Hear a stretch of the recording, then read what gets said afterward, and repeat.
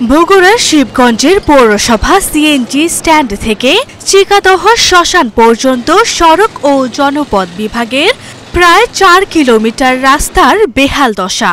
ফলে ভোগান্তি নিয়েই চলাচল করতে হয় চালক ও যাত্রীদের। স্থানীয়দের অভিযোগ ২ বছর আগে সড়ক সংস্কারের উদ্যোগ নেওয়া হলেও এখনো শেষ হয়নি এর কাজ।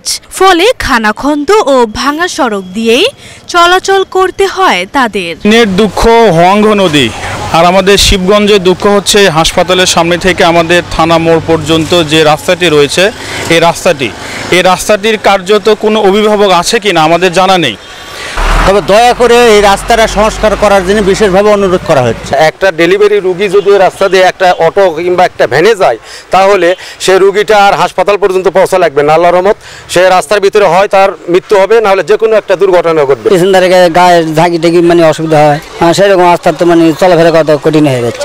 এমন বাস্তবতায় দ্রুত সড়ক সংস্কারের আশ্বাস সড়ক ও জনপথ বিভাগের। আমরা প্রায় হাফ কিলোমিটারের মতো আমরা ভিজিট করে দিয়েছি। আমরা এবছরে আমরা ফেজ বাই ফেজ আমরা একটু ওই যে শহর অংশে যতটুকু আছে আর মোটামুটি হয়তো ওই ৪০০ মিটারের মতো জায়গা বাকি আছে, সেটা আমরা ভিজিট পেমেন্ট করে দেবো আর কি। চলাচলে দুর্ভোগ লাঘবে দ্রুত সড়ক সংস্কারে কর্তৃপক্ষ উদ্যোগ নেবে, এমনটাই প্রত্যাশা স্থানীয়দের।